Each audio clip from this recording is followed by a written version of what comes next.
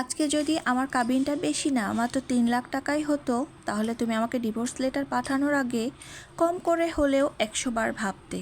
কারণ যখন তুমি আমাকে ডিভোর্স লেটার পাঠাও বা আমি তোমার বাসা থেকে চলে আসি, তখন তোমার কতটুকু সামর্থ্য ছিল সেটা আমার থেকে ভালো আর কেউ জানে না। আমি বিশ্বাস করেছিলাম, ভরসা করেছিলাম বলেই মাত্র 15,000 টাকা কাবিন করেছিলাম। আমার মধ্যে এই ভরসাটা ছিল যে যাকে আমি ভালোবাসি সে মানুষটা কোনো দিনও আমার হাতটা ছাড়বে না। আমার আল্লাহ আমাকে একজন ভুল মানুষের থেকে সরিয়ে নিয়ে আসছেন, এই জন্য এখন আমি আলহামদুলিল্লাহ পড়ি। লেটার, মামলা, কাগজপত্র এইসব দিয়ে আমি কি করব? বিচারটা আমার উপরওয়ালার আদালতেই দিয়ে রাখলাম। আল্লাহর চেয়ে ন্যায় বিচারক আর কে আছে? হাসবুনাল্লাহ ওয়া নি'মাল ওয়াকিল। আমার জন্য আমার আল্লাহ যথেষ্ট। তুমি জানো তো, হকদারের হক কিন্তু মহান আল্লাহও মাফ করেন না। আমার হক পরিপূর্ণভাবে আদায় করোনি তুমি কখনো। আমি এখনও তোমার কাছে একজন পাওনাদার।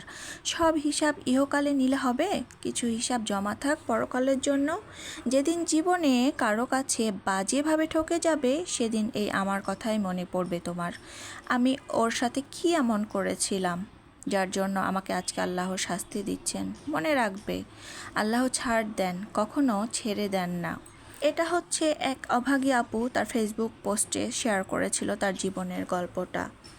এরকম আমাদের সমাজে অনেক আপুরা আছে যারা ভালোবাসা এতটাই উতলায়া উঠে তার প্রেমিকের উপরে যে সব কিছু বিসর্জন দিয়ে, পরিবারকে বিসর্জন দিয়ে প্রেমিকের হাত ধরে ভরসার হাতটা তার হাতে রাখে, কিন্তু সেই প্রেমিকটা পরক্ষণে ঘর বাঁধায় এবং 2 দিন পরে তাকে ইচ্ছামতো ব্যবহার করে ছেড়ে চলে যায়। সেই জন্য আমার সব অবিবাহিত আপুদেরকে বলবো, আপুরা তোমরা বুঝে শুনে তোমার হাতটা রেখো। তোমার পরিবারের বিপক্ষে যাওয়ার আগে অন্তত পক্ষে 100 বার চিন্তা করো। হয়তো বা তুমি তোমার নিজের আবেগকে কন্ট্রোল করতে পারবে না, কিন্তু তুমি অবশ্যই একটাবারের জন্য হলেও চিন্তা করবে যে তোমার ভালোটা তোমার পরিবার ছাড়া আর কেউ কখনো চিন্তা করবে না।